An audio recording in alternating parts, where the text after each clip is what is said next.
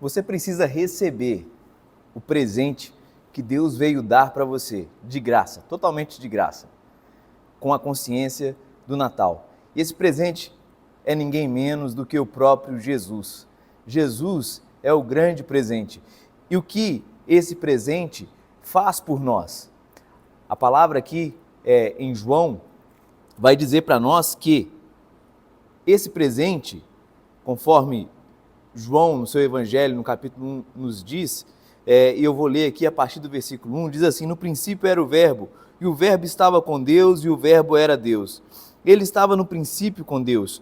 Todas as coisas foram feitas por intermédio dele, e sem ele, nada do que foi feito se fez. A vida estava nele, e a vida era a luz dos homens. A luz resplandece nas trevas, e as trevas não prevaleceram contra ela. O presente que Deus veio trazer para nós, por meio de Jesus, que é a vida e também é a luz, é iluminar o nosso caminho, é iluminar a nossa vida, porque as trevas deste mundo, as trevas do nosso próprio coração, muitas vezes não nos dá a perspectiva, a clareza correta do significado verdadeiro do que seja a vida, ou da alegria plena que podemos ter em vida, ou do sentido completo que podemos ter. Então, por meio de Jesus, Deus nos dá um presente maravilhoso. E que presente é esse? É a própria vida. O Evangelho de João foi escrito com o intuito, como nós já vimos alguns devocionais atrás, que ele foi escrito com o intuito de que viéssemos a crer e, uma vez crendo em Jesus Cristo, tivéssemos vida. E que vida é essa? É a vida abundante, é a vida eterna, é a vida da qual participa o próprio Deus. Que presente maravilhoso é o nascimento de Jesus, sua vida, morte e ressurreição. Que nascimento tremendo é esse! E nesse devocional, que é também o nosso último devocional, meditando sobre o Natal, o Evangelho, eu quero falar com você a respeito de algo como o Evangelho de João coloca para nós uma linguagem um pouco judicial, ou como se fosse a um tribunal, porque todas as coisas que precisam ser comprovadas, que precisam de uma veracidade, geralmente se faz apelo a testemunhas. E o Evangelho de João é escrito dentro dessa perspectiva judicial. Ele apela a testemunhas para comprovar a veracidade da vida e da divindade que há em Jesus, que Jesus é Deus. E aí, no Evangelho de João, nós temos pelo menos 8 passagens que mostram testemunhas diversas. Existem passagens que mostram Jesus como sendo sua própria testemunha de sua veracidade, do Pai testemunhando sobre Jesus, do Espírito Santo testemunhando sobre Jesus, ou seja, a Trindade. Nós temos as próprias obras de Jesus testemunhando a sua divindade, nós temos as Escrituras testemunhando a divindade de Jesus, nós temos testemunhas como a mulher samaritana, como o cego de nascença, nós temos testemunha os próprios apóstolos, e nós temos também uma testemunha que está narrado aqui já no comecinho do Evangelho de João, bem como nos outros evangelhos. E que testemunha é essa? É o João Batista. João Batista é uma testemunha, e aqui nesse último devocional de Natal, neste ano, eu quero refletir algo a respeito da vida de João Batista, que vai tanto nos consolar como nos fortalecer, para que possamos viver essa vida plena, essa vida abundante, desde já, e termos coragem e força suficiente para viver também essa vida. Porque essa vida, ela, de alguma forma, maravilhosa, ela não é uma vida apequenada no sentido de vivermos com covardia, mas ela é uma vida abundante, plena, repleta, para que tenhamos coragem, força, ousadia, intrepidez para encararmos os desafios todos que a vida nos possa trazer e ficarmos do lado correto, que é ao lado de Jesus e do seu Evangelho. Aqui no Evangelho de João, após a gente entender, né, ele faz esse prólogo mostrando que a vida estava em Jesus e a vida que está em Jesus é a luz dos homens, Paulo coloca isso mostrando que através de Jesus nós recebemos, né, de presente luz para a vida e para a imortalidade. Então, o Evangelho, o próprio Cristo, ele nos traz a iluminação correta do que seja a vida, o entendimento correto de Deus, o entendimento correto a nosso respeito, e esse entendimento correto sobre o que é a vida também nos ilumina com relação à própria imortalidade, à própria eternidade. E aí vamos ver a respeito de João Batista. No versículo 6 diz assim: houve um homem enviado por Deus cujo nome era João. Este veio como testemunha para que testificasse a respeito da luz, a fim de todos virem a crer por intermédio dele. Ele não era a luz, mas veio para que testificasse da luz, a saber, a verdadeira luz, que vindo ao mundo ilumina todo homem. João Batista era o arauto de Jesus, primo de Jesus, porém arauto, e ele era um pouquinho mais velho do que Jesus, e ele vinha na frente de Jesus para preparar o caminho. Que preparação era essa? João apelava para que as pessoas se arrependessem e crescem, porque o reino de Deus estava próximo. A Bíblia diz que sobre João repousava a unção, o espírito que havia em Elias, e que João iria converter o coração dos pais aos filhos. Ou seja, o chamado de João para o arrependimento, porque estava chegando o reino de Deus, fazia com que as pessoas entrassem num processo de arrependimento, de metanoia, de mudança de mente e começassem a emendar os seus caminhos, preparar a vida para receber o reino de Deus. Logo, isso começava dentro da própria casa. Os pais voltavam os seus olhares para os seus próprios filhos, começavam a querer o reino de Deus, a vida de Deus fluindo dentro da própria casa. E João Batista faz isso com muita força. Nós sabemos que a vida de João Batista não foi uma vida assim de mar de rosas, né? Embora ele tenha sido de modo muito privilegiado, cheio do Espírito Santo desde o ventre, seus pais já eram velhos, não é? Provavelmente ele foi órfão muito cedo, foi criado por pessoas que não eram seus pais, e ele não viveu nos palácios, ele não viveu dentro dos melhores lugares, ele viveu pelo contrário no deserto, a sua roupa era rústica, a sua alimentação era rústica. Quando chegou o tempo determinado e ele começa a pregar nos desertos, sob o arrependimento, começa a mover um vento do Espírito, agitando pessoas de todos os lados e vindo a ter com João, se arrependendo dos seus pecados. E João tem um ministério estrondoso, não é? Como testemunha. E aqui as lições que eu quero tirar uma vez que recebemos a vida que Deus veio nos dar, que Deus veio nos presentear com o nascimento, vida, morte e ressurreição de Jesus, nós também somos incumbidos, assim como João, de sermos testemunhas. Porque uma vez que já recebemos a vida do reino, a vida de Deus, a vida eterna, nós ainda temos um trabalho a realizar, porque esse rei que veio, ele voltará.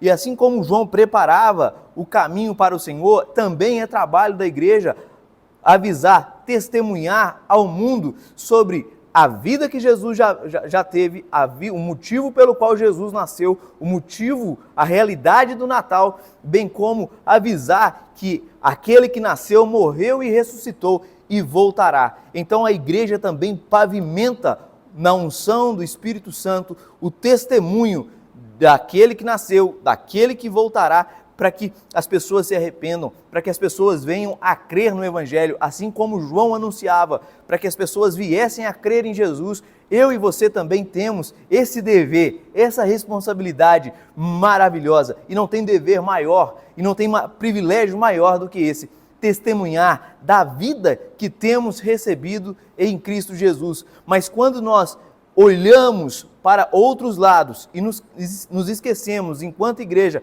desse trabalho primordial que é testemunhar da vida que há em Jesus, nós podemos decair, por assim dizer, desta vida e começarmos a olhar para outros modelos de vida e não para a verdadeira vida que vindo ilumina a todo homem. Então, aqui fica já de conselho para nós e de apelo para que voltemos com mais intensidade a testemunhar sobre a verdadeira vida, assim como João testemunhava sobre a verdadeira vida.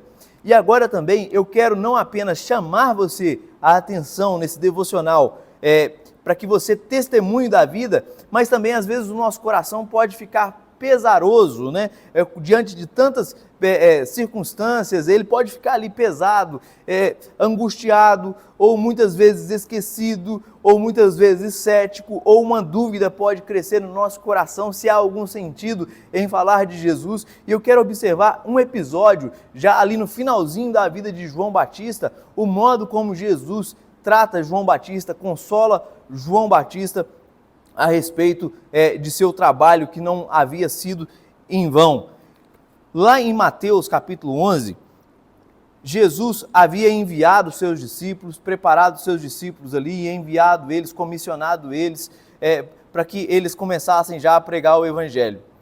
Jesus, dentro do Evangelho de Lucas, nos mostra que Jesus fez algumas curas, ressuscitou alguns mortos. Nesse intervalo, João Batista havia sido preso por Herodes. João Batista estava numa masmorra,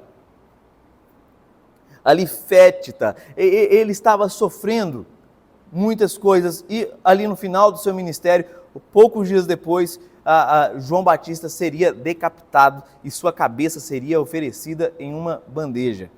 Então, João Batista envia alguns de seus discípulos para perguntar se Jesus de fato era o Messias, ou se ele tinha que esperar por outro. Será que o trabalho dele de preparar o caminho, de mostrar que Jesus de fato era o Cordeiro de Deus que tirava o pecado do mundo, não é? Será que Jesus era de fato a provisão de Deus para o mundo, para a libertação?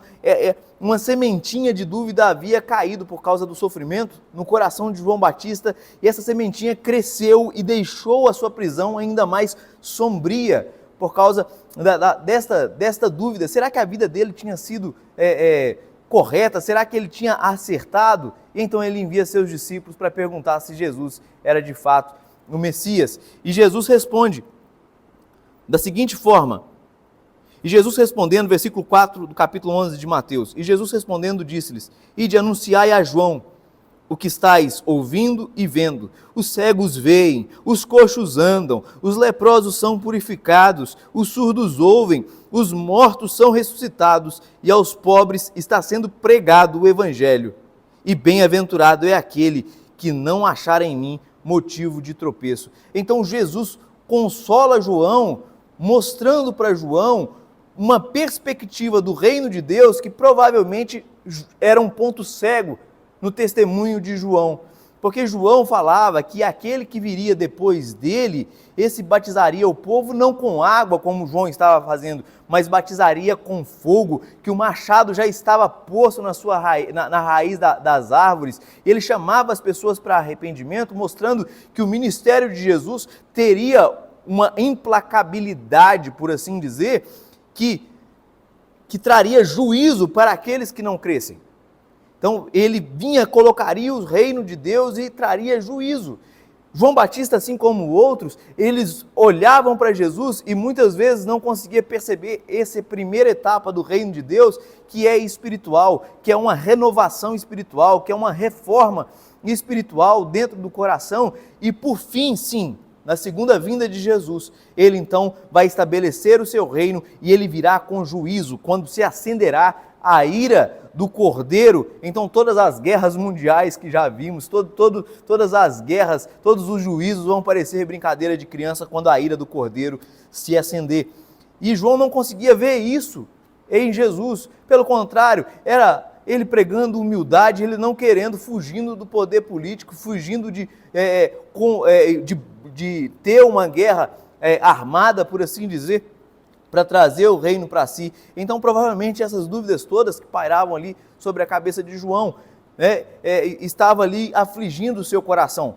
No entanto, Jesus mostra que havia outras profecias sobre o Messias que talvez o João não estivesse vendo. Que, por exemplo, as profecias de Isaías 35, que mostra que o Messias, ele curaria, que ele abriria os olhos, que ele abriria os ouvidos das pessoas. bem como Isaías 61, que fala do Espírito do Senhor sobre o servo do Senhor, ungido para proclamar o Evangelho aos quebrantados, aos pobres, e também aqui a evidência também de ressurreição, algo tremendo e maravilhoso. Então Jesus consola João com evidências de que as Escrituras estavam corretas a respeito de Jesus, e manda os seus discípulos avisar para João, falar para João, contar para João o que eles viram e ouviram com respeito ao verbo da vida. Quando esses discípulos então saem, havia também já no coração das pessoas uma certa insatisfação com João. E agora as pessoas podiam olhar, olha, o grande João Batista, o grande profeta, ele duvidou. Logo, ele não é tão grande assim. E Jesus, de um modo muito solene, ele vai homenagear João Batista. E que coisa maravilhosa você ter um advogado como Jesus Cristo, não é? Jesus vai advogar o ministério de João, Jesus vai defender João, e não é diferente comigo e com você. Jesus nasceu para ser o nosso advogado. Jesus nasceu não apenas para ser juiz das nossas causas, mas também para nos proteger, para ser o nosso advogado, para ser o nosso intercessor junto de Deus Pai. E que alegria é ter um advogado como Jesus. E aí, no versículo 7 de João vai dizer assim: então, em partindo eles, passou Jesus a dizer ao povo a respeito de João: que saístes a ver no deserto um caniço agitado pelo vento? Sim, que saístes a ver um homem vestido de roupas finas? Ora, os que vestem roupas finas assistem em palácios reais. Mas para que saístes? Para ver um profeta? Sim, eu vos digo, e muito mais do que um profeta. Este é de quem está escrito: eis aí, eu envio diante da tua face o meu mensageiro, o qual preparará o teu caminho diante de ti.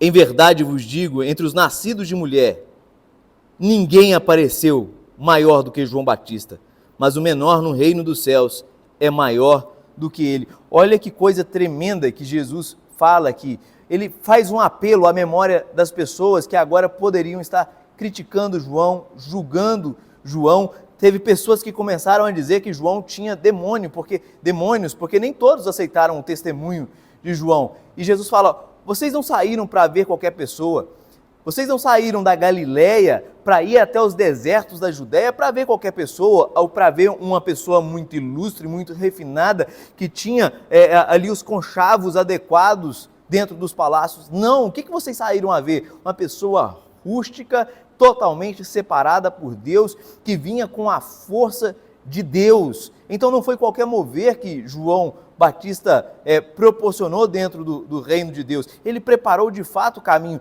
E ele diz: vocês saíram para ver um profeta? Sim, foi um profeta, mas muito mais do que um profeta, porque João Batista não era só um profeta, mas ele também era objeto de profecia. E aí Jesus cita as Escrituras, Malaquias 3:1, João Batista, as Escrituras falaram, profetizaram a respeito de João Batista, bem como profetizaram que ele era aquele que viria no poder de Elias. Então ele não era só um profeta, bem como ele era cumprimento de profecia, não é? Então era uma pessoa grande, gigante, e Jesus afirma mais, ele fala solenemente que João Batista, dentre todos os nascidos de mulher, em toda a dispensação do Velho Testamento, ele era o maior, porque tudo culminou para João Batista. João Batista era a cereja do bolo da lei e dos profetas, porque ele era o arauto do rei. E Jesus fala: porém, o menor no reino é maior do que João Batista. É maior talvez em personalidade? Não, de modo algum. É maior porque as coisas que João Batista ainda queriam ver e ouvir, João Batista não pôde ver, porque ele morreu antes, ele foi decapitado, covardemente decapitado, e sua cabeça oferecida em uma bandeja. No entanto, os filhos do reino, eles viram a expiação dos seus pecados, eles puderam compreender o sofrimento vicário de Jesus, a glória da cruz, que é expiar os nossos pecados, saber da ressurreição. Essas coisas ainda os olhos de João Batista, os ouvidos de João Batista não contemplaram. Porém, nós que somos filhos do reino, somos maior do que João, porque podemos ver e ouvir essas coisas, mas talvez não ainda em personalidade.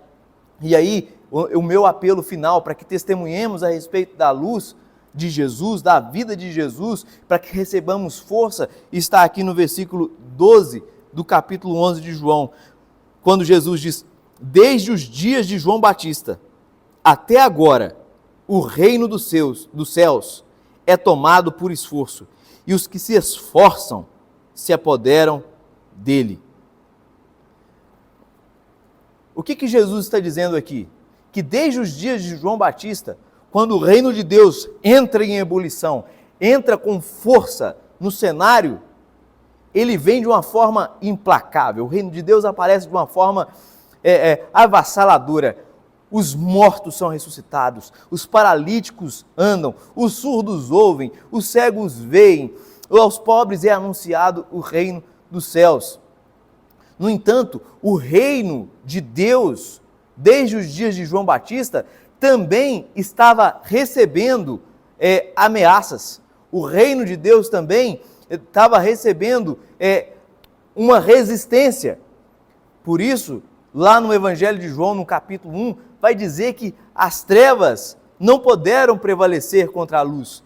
De fato, as trevas militam contra a luz, mas as trevas não podem nada contra a verdadeira luz, que uma vez brilhando, ilumina todo aquele que crê.